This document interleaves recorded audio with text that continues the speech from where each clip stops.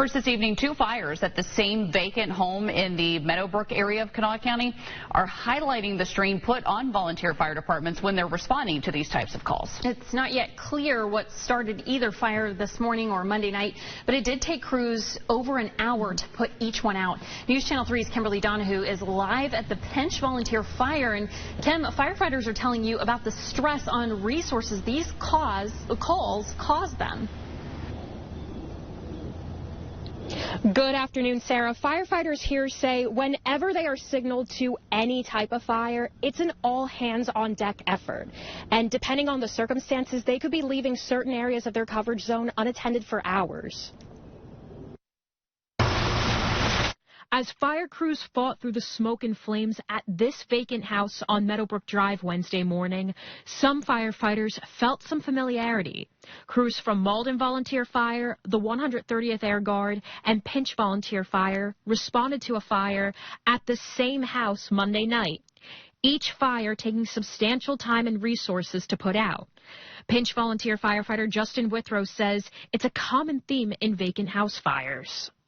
On average, they're usually fully involved before anyone calls 911. Our usual response time in our area for a structure fire is around 12 minutes from dispatch.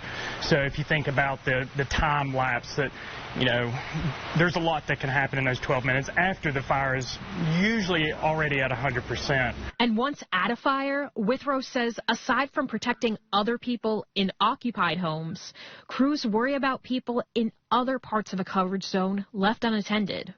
As a volunteer service, when we have a large fire like that, a large call, we might have 12 people available on a good day or a good evening, but that also means that the rest of our area is completely uncovered.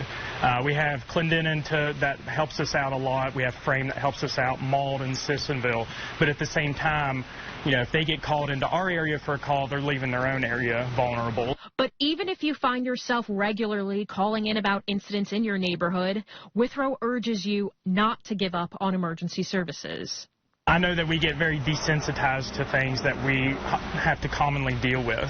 One of those things might be a house in the neighborhood that continually has issues with people breaking in and staying in overnight, to the point where you feel like it's pointless to call 911 and report it. It's not pointless.